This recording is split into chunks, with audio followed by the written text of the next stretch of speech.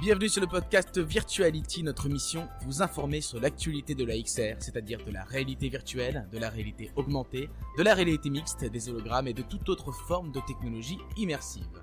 Et quoi de mieux pour en parler que de le faire pendant le salon Virtuality, le salon de référence de la XR en France, en Europe et en Amérique du Sud, où nous enregistrons actuellement pour écouter les éclairages de ceux qui font la XR. C'est parti.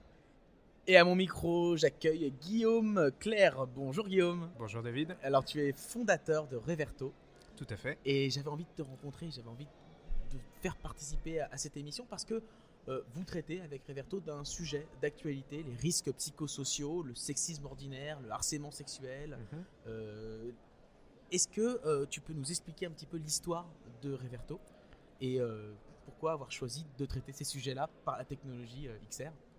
Alors, l'histoire, mon parcours, moi je suis journaliste, réalisateur, je viens du documentaire, du magazine, des nouvelles écritures. D'accord. Voilà, donc mon métier à la base c'est de raconter des histoires en images. Je me suis intéressé à un moment à la vidéo 360 degrés, aux outils de réalité virtuelle, parce que pour raconter des histoires, pour avoir l'attention, pour entrer dans l'histoire, vraiment être immergé, devenir un personnage de l'histoire, enfin il y a des outils ressorts qui sont là, il y a des ressorts qui sont incroyables. Quand on raconte des histoires, on dit « Ah, j'ai envie d'essayer ça Ouais. ».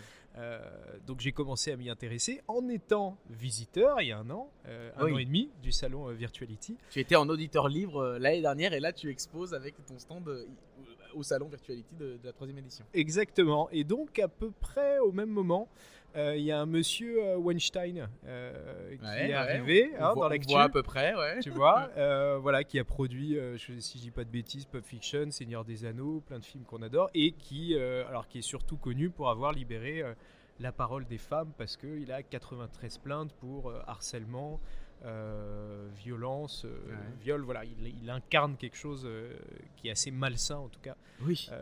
Oui, parce que tu le dis positivement, il a libéré la parole des femmes, mais bon, il a fait d'autres trucs aussi, mais bon. Mais ça a eu pour effet effectivement de libérer la parole des femmes et le MeToo, etc. Exactement. Et moi, pour ma part, de me poser des questions. En tout cas, de me poser des questions. Je suis journaliste, je pose des questions et j'ai grandi. Alors, j'ai 3 sœurs, j'ai une maman, j'ai une femme, donc je leur ai posé des questions. Et ce qu'elles m'ont raconté, ça m'a abasourdi parce que déjà, je me suis dit, ok, elles me l'avaient déjà raconté, mais je m'étais pas réellement rendu compte. Ouais. Je m'étais pas vraiment mis à leur place. Et tiens, la VR, on peut se mettre à la place de quelqu'un d'autre. Donc là, il y a eu un cheminement, on s'est dit, tiens, mais est-ce qu'on pourrait essayer quelque chose ? Donc on s'est mis autour de la table avec un metteur en scène qui s'appelle Pierre Delangagne, une journaliste spécialisée sur les violences faites aux femmes qui s'appelle Pauline Verdusier, et on a fait un test, un prototype justement sur le harcèlement. En essayant, on s'est dit, tiens, mais on va essayer, on va regarder ce que ça donne. Pardon. Et là-dessus, on s'est rendu compte, donc on a fait un prototype de 7 minutes et on s'est rendu compte que ça fonctionnait très très bien. Alors il faisait quoi ce prototype à l'époque ? Et c'était sur le harcèlement sexuel au travail. Ouais. On l'avait tourné dans le cadre du travail parce qu'au moins on avait un tournage fermé, c'était pratique, on restait dans un bureau. Donc c'était tourné, c'est pas du graphisme, c'est pas comme du jeu, c'est vraiment un film tourné, projeté dans un casque. Voilà, on a voulu que ça soit au plus proche de la réalité, c'est à partir d'histoires réelles, et aujourd'hui Reverto on travaille comme ça.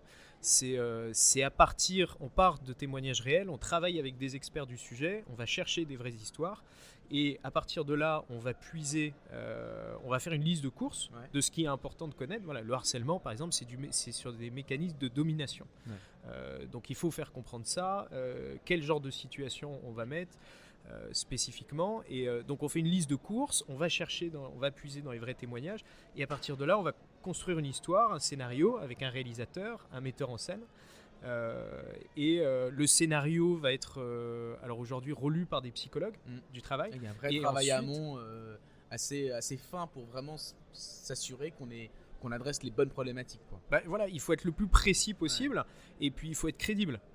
Faut pas produire l'expérience puis se dire non, on est complètement à côté, donc il faut être précis, il faut utiliser les bons mots.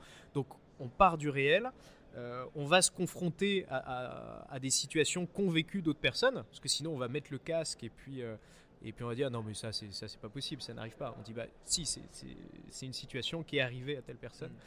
Et donc on a pris ce principe pour fabriquer un prototype sur le harcèlement sexuel au travail, et on s'est rendu compte que ça fonctionnait très bien. On l'a testé auprès de journalistes, dans des universités, dans des cabinets de conseil, des entreprises qui réfléchissaient là-dessus.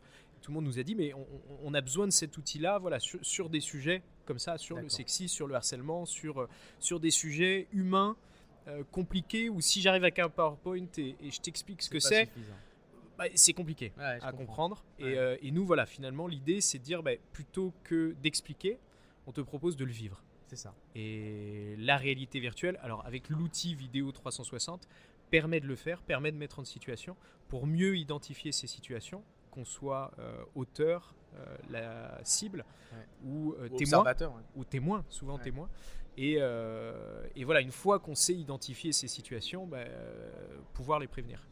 Et alors du coup, vous ne vous êtes pas arrêté qu'au sujet du sexisme ordinaire, vous avez été plus loin sur d'autres thématiques de société en fait.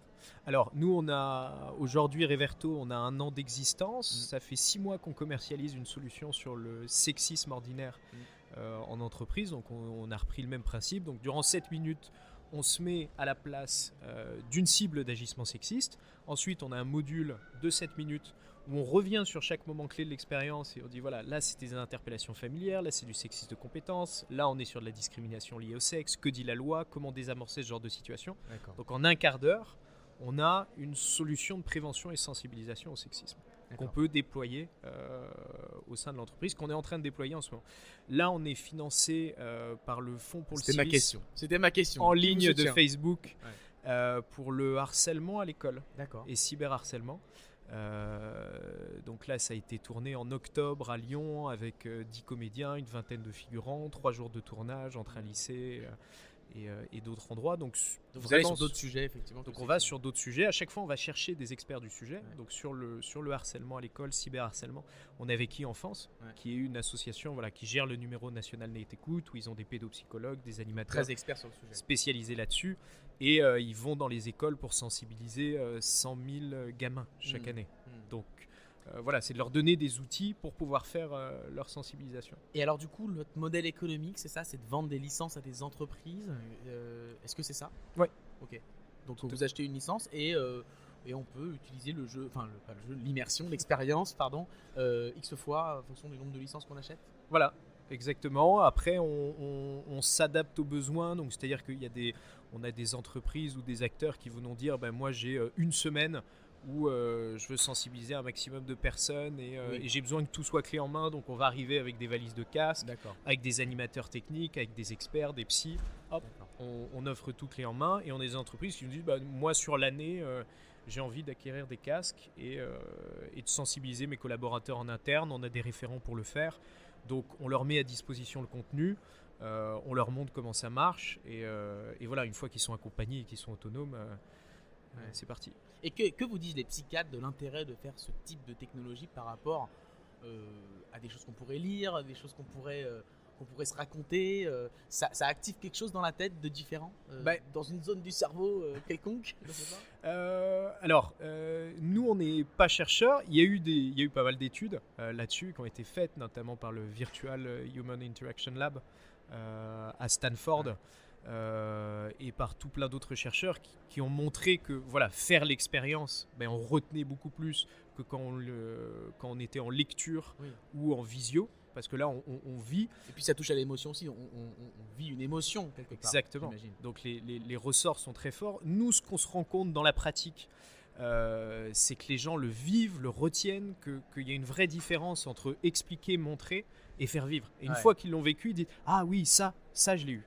Parce que on va chercher dans les tripes finalement de ce qui se passe et ça s'imprime dans le vécu. Parce que justement, on s'est basé sur le ressort émotionnel et on s'en souvient. Nous, ce qui est important, c'est finalement qu'on voit en un quart d'heure la solution et que dans 6 mois, quand on sera témoin d'une situation comme ça, on va s'en souvenir parce que c'était désagréable quand on l'a vécu dans le casque. Alors que si je vous l'explique, dans 2 semaines, vous en souvenez plus. D'accord. Et en tant que chef d'entreprise, comment vous gérez, on va dire, le fait que ça peut donner des idées à d'autres ? Le ticket d'entrée n'est pas très fort, j'ai l'impression, pour rentrer sur le développement est moins cher qu'un jeu vidéo. qui coûte dans les 800 000 euros environ, à peu près, ce qu'on a pu entendre à ce micro d'ailleurs.